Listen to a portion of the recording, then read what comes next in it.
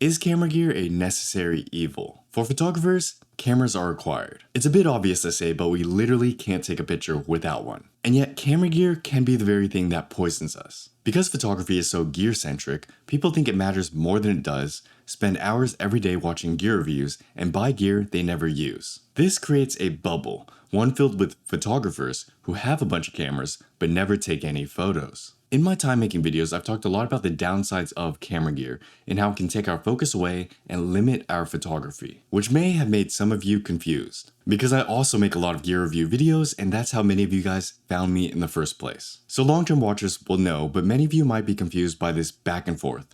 Understandably so. Today, I'm going to clear the air on this and share with you guys why I do what I do. This is my love-hate relationship with camera gear.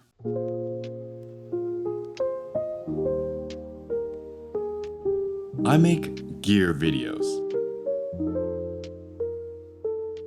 Gear reviews get views. That's the truth. Scroll through any photography channel and you'll see what I mean. Save for one or two, many of my most viewed videos are on camera gear. And I make a lot of other videos about photography and the craft itself, but they don't do nearly as well as the gear review videos. So if you want to be a photography creator nowadays, it's in your best interest to talk about gear. In the early days of this channel, I talked a lot about the different gear I used and owned. I talk about things like why I bought a camera lens, what I planned on using it for, and what was new or interesting about it. But as I kept going, much of my content began to lean towards the features. I found myself talking about the different specs and aspects about the camera and not so much about photography itself. And it felt like I was becoming a human spec sheet, repeating the same things over and over again every single day. I thought this was just what had to be done and people weren't actually interested in photography. And many other YouTubers were doing the same, so I followed suit. But as time passed, I got sick of it. This isn't a tech or gear channel, and I didn't want it to be a tech or gear channel. And talking about the same list of specs and features over and over again was a pain in the ass. So I had to switch things up. I asked myself,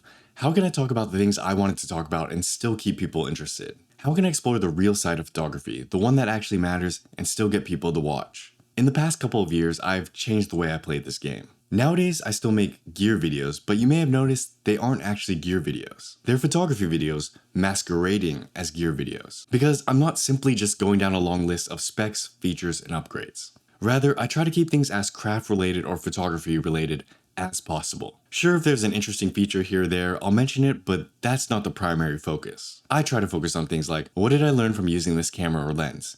How did this change my photography and my view of the world? What are some of the difficulties and challenges I've faced? What can you, the viewer, learn from my experiences? And of course, let's actually show the many photos I've taken with these cameras. Now, I'm not perfect at this. It's still a work in progress, and sometimes I'll look back at a video and think, that was way too feature focused. And sometimes there actually isn't that much else to talk about. Like in the recent X-T5 versus X-T4 video, that one was pretty feature heavy. There wasn't that much to talk about besides the screen and the functionality of the camera. So I'm not perfect at it, it's still a work in progress, but that's the overall direction I'm heading towards. Gear videos that are more photography and experience focused. So this is how I learned to play the game. No matter what I do, I'm not going to change what people click on. But by framing it this way, I can talk more about the things I'm actually interested in and attract people who are interested in the same things I am. That will, in turn, funnel people into my other photography videos, which are about the craft or improving your photography. And if I do enough of this over a long enough period of time, maybe I can shift the narrative away from gear and back to photography itself. That's at least my current theory. I don't hate camera gear.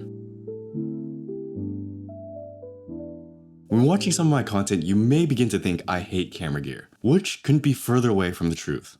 I don't hate camera gear. Rather, I actually really like cameras, or else why would I do photography? What I hate, or rather dislike, because hate is kind of a strong word, is how camera gear shifts away my attention from photography and the craft itself. Many years ago, when I was first getting into photography, I was so gear focused. As a beginner, you kind of can't help it, it's the first and only thing you see. You have to start with something, so you start by looking up what camera to buy. And this sends you down a long rabbit hole of watching gear reviews, comparing all the different gear, and paralysis by analysis. And then months go by and then you realize, wow, I haven't really taken any photos at all. I've just been in this loop of, should I buy this lens? But what about this one? This one's too expensive.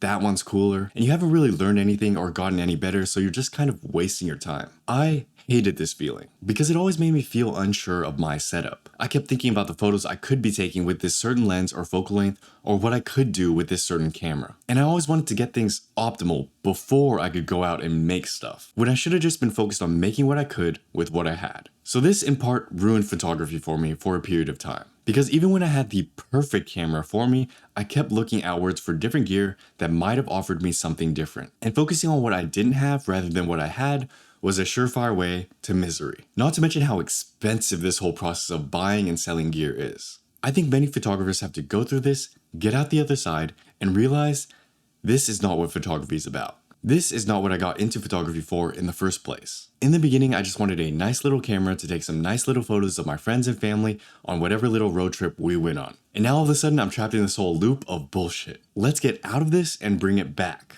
As we continue along the road, there will be temptations to bounce back and forth between gear and photography. A new camera pops up here and there, and something else catches our eye. This again isn't a bad thing. Rather, we must learn whatever is the optimal balance for us and keep the primary focus on photography. That is, of course, if your goal is to get better and actually make things. For me, this means a 90-10 relationship or even a 95-5 relationship between photography and gear. 95% photography, 5% gear, focus-wise. I try to sway the pendulum as far in the direction of art and as little in the direction of gear as possible. This overall will lead to better photography, less money spent on silly upgrades we don't need, and overall a better time and experience doing photography.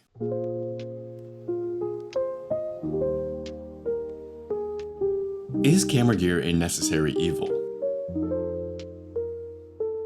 So ultimately, is camera gear a necessary evil? I wouldn't go as far as to call it that. Rather, it's important to understand our relationship with camera gear as photographers, so we can set a balance between photography and gear. This balance is personal, and how much you want to allocate to each is up to you. In my experience, I found that as much focus on creating and making is what works for me, which is ironic because I used to really enjoy gear videos. But I stopped watching them a long time ago because they took my focus away from what mattered. And obviously, I do still make gear videos. Some of you will jab and point fingers at the potential hypocrisy, but I try my best to do them my own way. Because I understand that if I want to grow this channel, it's more effective to do so through gear videos than without. In my experience, the photography videos alone will get several times less clicks, whereas making a few gear videos here and there will give more overall exposure to the photography videos. Plus, I can make the gear videos more focused on the photography, the lessons, the experiences, rather than the specs and the features, which can maybe slowly shift the narrative away from the numbers and back to the art.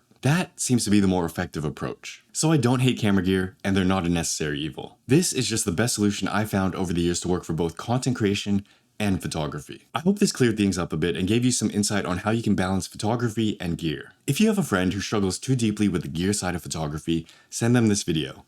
It might help. And if you'd like to learn more and build a solid foundation with photography, check out Photography Essentials. It's free. You can also help support me by adding to the travel fund or by grabbing a copy of my latest zine, The Sinking Sun. Thanks as always for watching. Happy shooting. I'll see you in the next video. Peace.